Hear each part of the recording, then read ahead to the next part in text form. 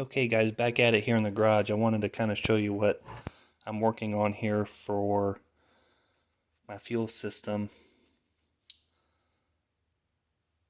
Here is the factory fuel rail. It's got a 3/8 inch feed line that comes in, and then it tees off here. And this line here, this is actually a half-inch line, and then it comes into this fuel rail here. So you have half-inch feeding into this fuel rail, and then you have half-inch feeding into this fuel rail. But if we come in close, if I can get in here, might need to get a better angle on the light, you can see in that little gap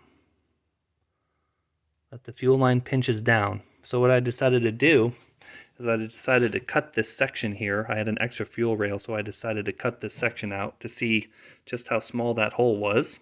And we'll take a look at it now. So here's the rail that I cut up. You can see here. And here is the section that feeds in. And there's that little tiny hole. So you have a half-inch that feeds in on one side over here, a half-inch. And then on this one here, I measured it. That's a 1/8 inch hole. So back to the factory rail, half-inch feeds this side, 1/8 of an inch hole feeds this entire rail side. Now, I guess if you're running 93 octane or you're not making a lot of power, this works just fine. But when you start upping the power, I'm kind of curious just how much this tiny little bit here is a factor in possibly high injector pulse width. You know,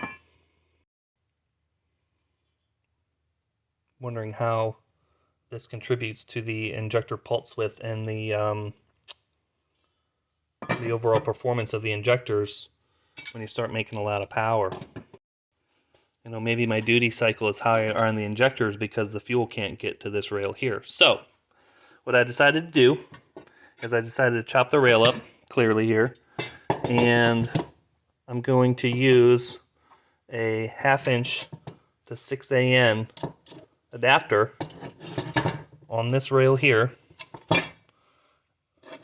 and then I have an additional rail, right? So I can use 1/2 inch here feeding this side, and then I can cut up this rail the same way, put a fitting on this end, flip it around on the intake manifold, and then I can use a Y on the fuel line, and I can have 2 1/2 inch lines essentially feeding each rail.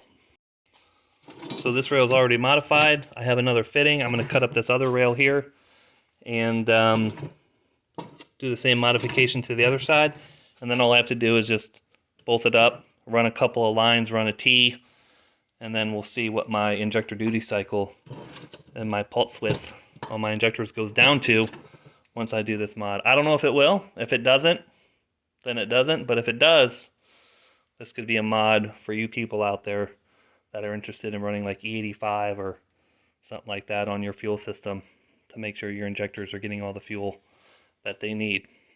All right, guys, that's it.